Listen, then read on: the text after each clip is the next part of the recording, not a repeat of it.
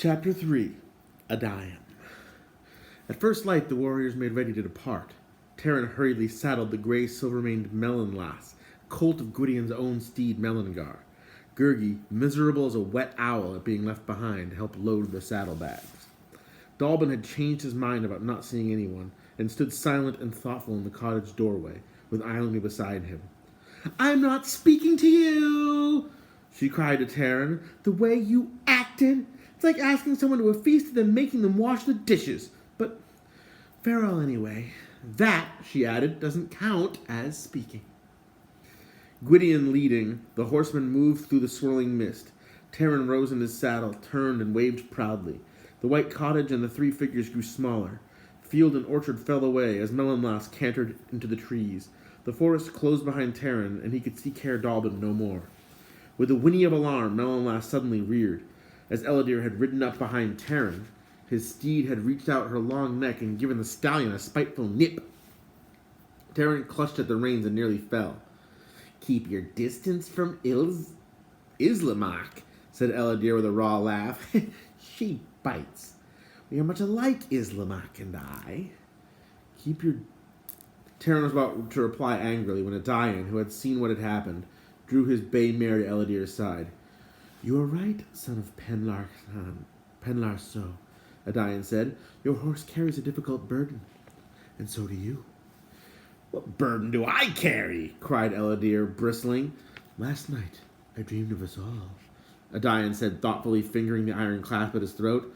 "You I saw with a black beast on your shoulders. Beware, Ellidyr, lest it swallow you up," he added, the gentleness of his tone softening the harshness of his counsel. "Spare me from pig boys and dreamers," Ellidyr retorted, and with a shout urged Islamak farther up the column. "And I?" Terran asked. "What did your dream tell of me?" "You," answered Adian after a moment's hesitation. "You were filled with grief." "What cause have I to grieve?" asked Terran, surprised. "I am proud to serve Lord Gwydion, and there is a chance to win much honor, more than watching pigs and weeding gardens." "I have marched in many a battle host," Adian answered quietly, "but I have also planted seeds and reaped harvest with my own hands, and I have learned there is greater honor in a field well plowed than in a field steeped in blood." The column had begun to move more rapidly, and they quickened their steeds' gaits. Adian rode easily and skillfully, head high, an open smile on his face. He seemed to be drinking in the sights and sounds of the morning. While Fluter, Dolly, and Cole kept pace with Gwydion, and Ellidyr followed sullenly behind King Morgant's troop, Terran kept to Adian's side along the leaf-strewn path.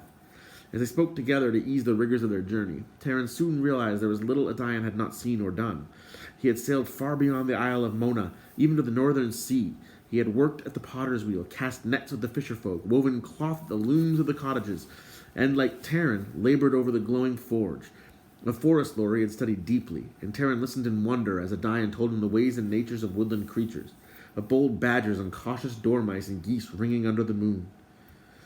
"There is much to be known," said Adian, "and above all, much to be loved, be it the turn of the seasons or the shape of a river pebble. Indeed, the more we find to love, the more we add to the measure of our hearts."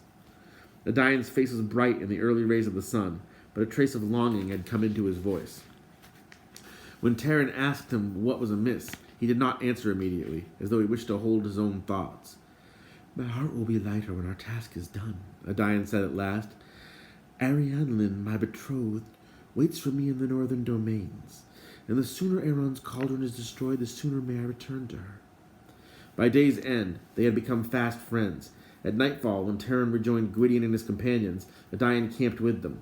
They had already crossed the great Avron and were well on their way to the borders of King Smoit's realm.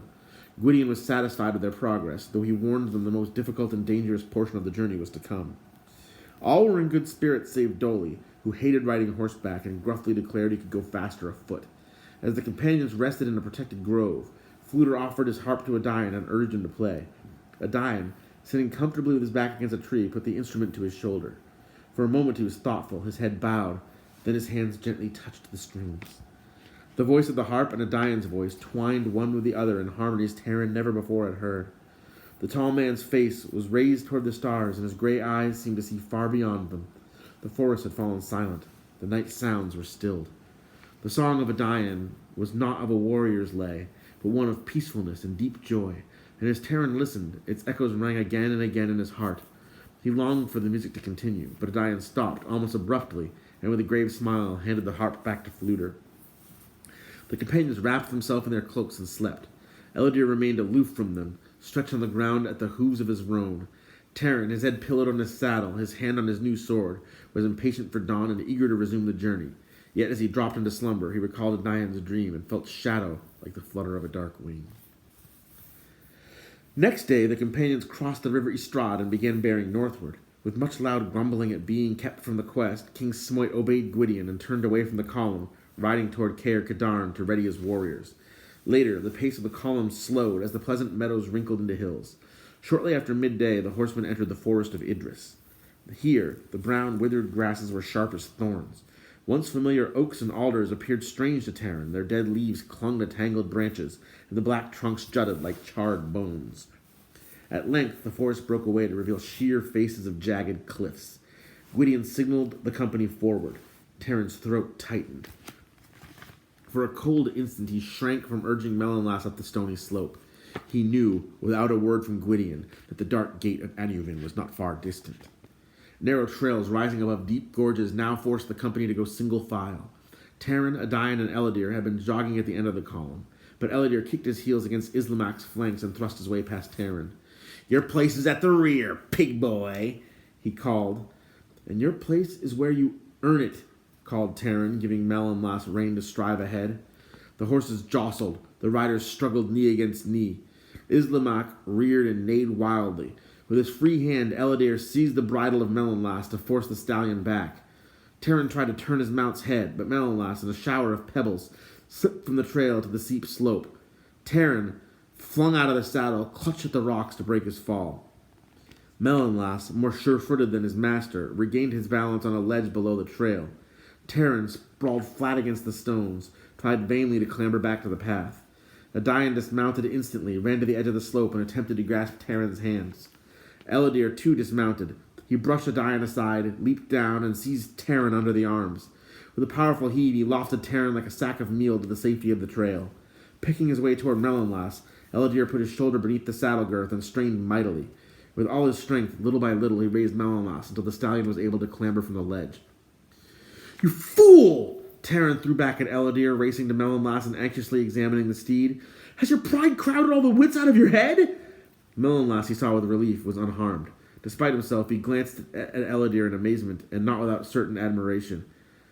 "I have never seen such a feat of strength," Terran admitted. Elodie, for the first time, seemed confused and frightened. "I did not mean for you to fall," he began. Then he threw back his head, and with a mocking smile added, "My concern is for your steed, not your skin." "I, too, admire your strength, Elodie," Adayan said sharply, "but it is to your shame you proved it thus. The black beast rides in the saddle with you. I see it even now." One of Morgant's warriors, hearing the clamor, had given the alarm. A moment later, Gwydion, followed by King Morgant, strode back along the trail. Behind them hurried the agitated Fluter and the dwarf. "Your pig boy had no better sense than to force his way ahead of me," Elodie said to Gwydion. "Had I not pulled him and his steed back—" "Is this true?" Gwydion asked, glancing at Terran and his torn clothing. Terran, about to answer, shut his lips tightly and nodded his head. He saw the look of surprise on Elodie's angry face. "We have no lives to waste," Gwydion said, "yet you have risked two. I cannot spare a man, or I would send you back to Caer Dalbin this instant. But I shall if this happens again. And you too, Elodie, or any of this company." King Morgant stepped forward. "This proves what I had feared, Lord Gwydion. Our way is difficult, even unburdened with the cauldron. Once we gain it, I urge you again not to return to Caer Dalbin. It would be wiser to take the cauldron north into my realm.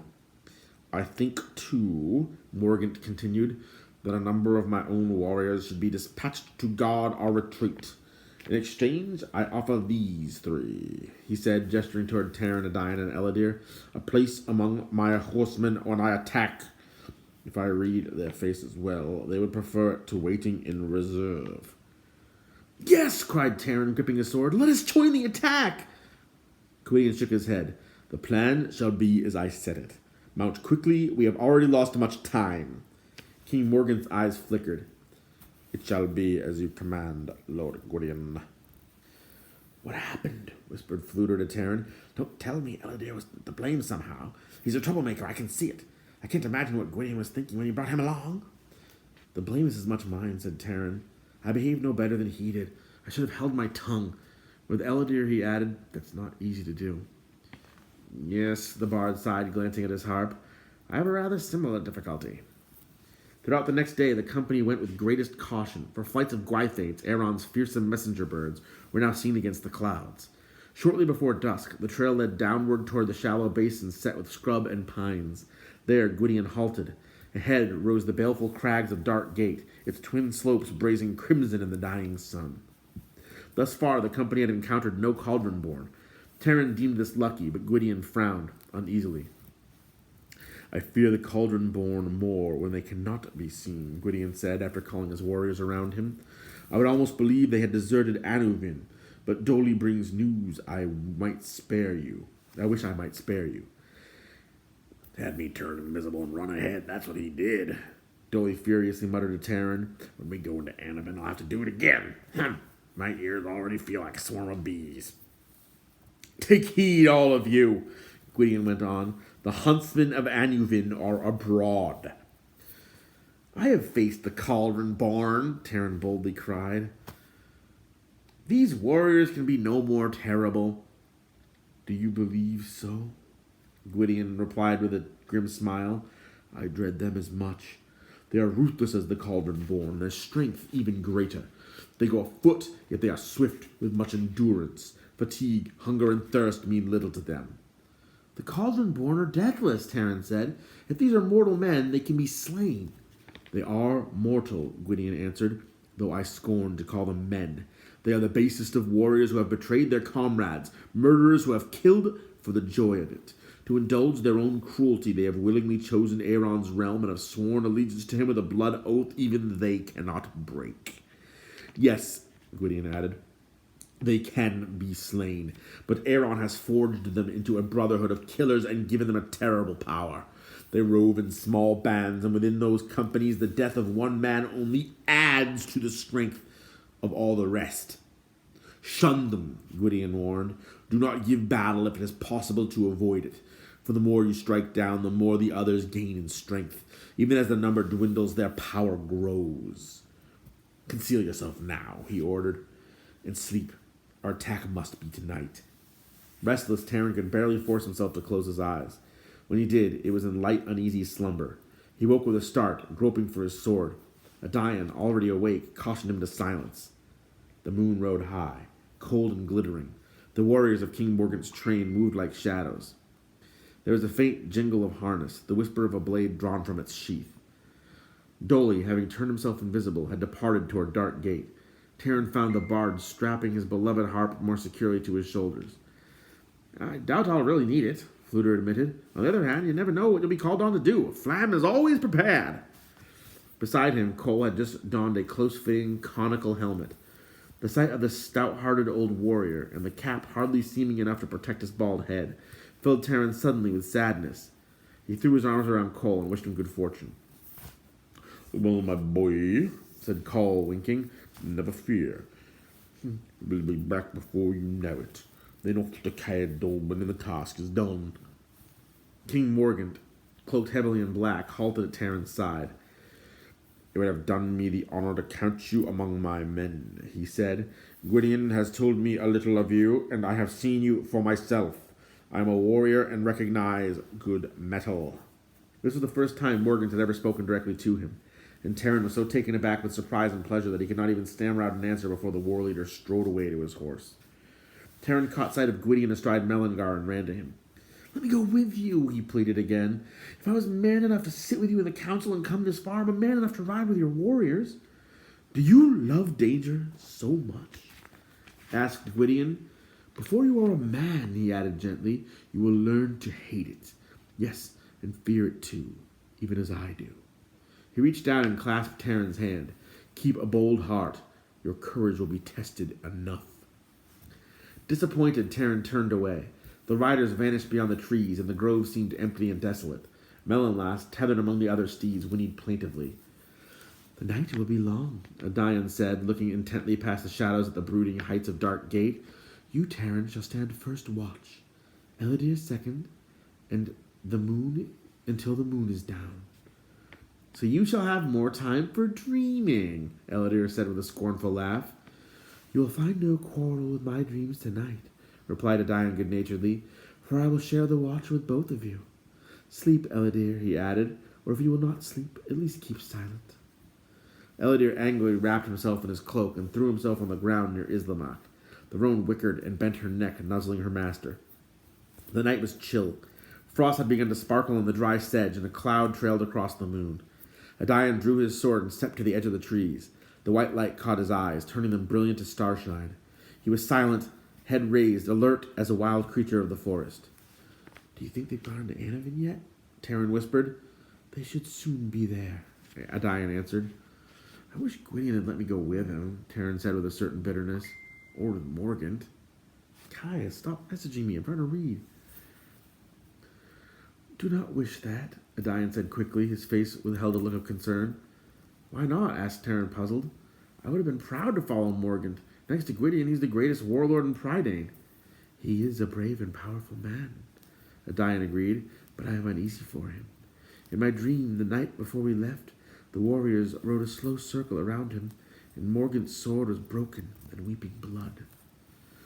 Perhaps there's no meaning to it, Terran suggested, as much to reassure himself as Adian. Does it always happen, that your dreams are always true? Adian smiled. There is truth in all things, if you understand them well. You never told me what you dreamed of the others, Terran said. Of Cole, or good old Dolly, or yourself, for the matter of that. Adian did not reply, but turned again and looked toward the dark gate. Unsheathing his sword, Terran moved worriedly to the edge of the grove. You are killing me, kid.